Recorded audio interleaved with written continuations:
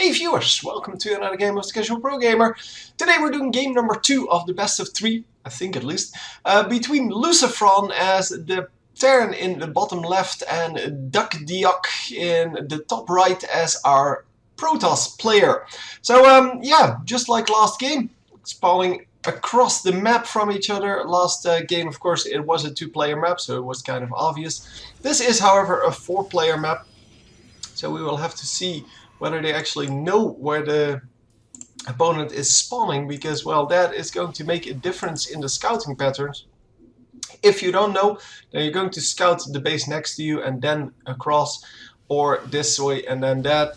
But you're never going to go straight across, so that's why we can see whether they know they are, well, in cross positions. So we once again have a relatively early refinery. That might actually mean that we are going to see a Reaper out.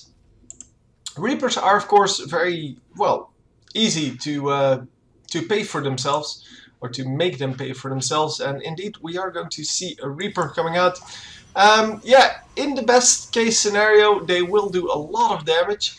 In the worst case scenario they normally pick off, like, yeah, a spare, spare probe. Well, in the super worst case scenario, of course, they die without doing anything, and then you lose 50-50, which is, yeah, it's a setback, but it's not huge. It's not a major setback. It's definitely worth the risk, because even if you don't, well, if you can't get into the base, you normally can do something with them. So you can draw them back and maybe do some damage to a zealot.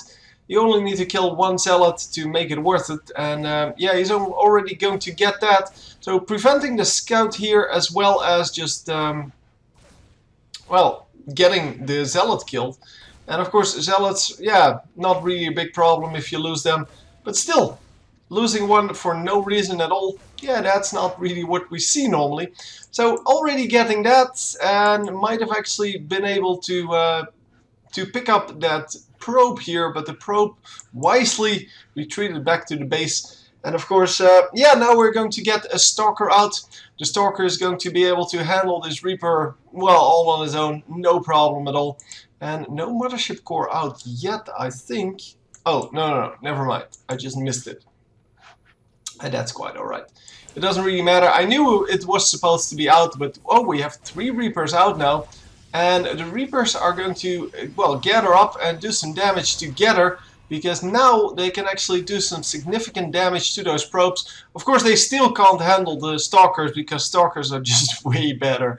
And we are going to need some Marines here to deal with this Mothership Core. Mothership Core is not really good against the SCVs, but they will eventually kill them. And yeah, you can see that here. It takes like 5 shots, but they have a pretty high fire rate. And therefore, well, they're not very good against the Marines, but they can take them out eventually. As you can see, 2 Marines will take out a Mothership Core. Well, no, a little more. There were already 2 of them shooting. But yeah, it takes 1 of them to take out the shields. I guess it takes 4 or so to actually kill it. And are we going to be able to do it? No, he's going to fly away. So smart, so smart. In the meantime, this is still going on, and I wonder how many kills have been made, because this is insane. I was kind of assuming that these Stalkers would be able to handle this, because normally this is not a problem. But it is not going to happen. The Mothership Core comes back and is going to take care of this, because obviously Reapers cannot shoot air. So that is not a problem. But yeah, just the amount of harassment done here is good enough to win him the game. 25 workers killed with like 4 Reapers, something like that. Yeah, we can actually see that, right? So he had 8 units lost, and 1 of those is a worker. So yeah, probably a few more. Oh no, he lost at least 3 Marines. So yeah, that would be 4 Reapers then.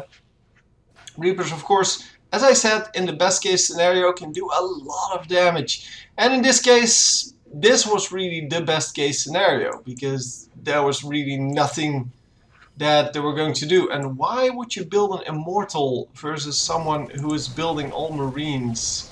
He knew there were a lot of Marines out. Okay, the Marines get handled by those slow fields quite efficiently, and they are going to, however, pay for themselves. The Immortal goes down. Oh, this is so painful to have. Immortals are so expensive. And in the meantime, this Reaper is still doing his job. And as you can see, 8 kills, 9 kills now. And yeah, there's no way he's going to come back from this. But he knew that already.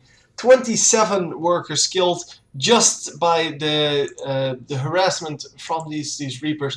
And there you see how important it is to learn this kind of micro both ways. First of all, if you play Terran, you need to know how to play those Reapers, because if you know how to handle it and your opponent makes a little mistake, you can actually capitalize on that and just get a whole lot of damage done and win the game straight off, or at least get such a big advantage that you shouldn't lose in the end.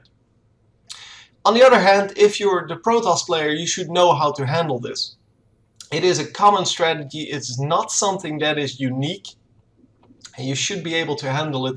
In this case, he just got outplayed. So Mr. Duckdeok, sorry, just getting outplayed, and that is just it. So on to game number 3, the last game in this series. Hope you enjoyed, and I will see you next time. GG.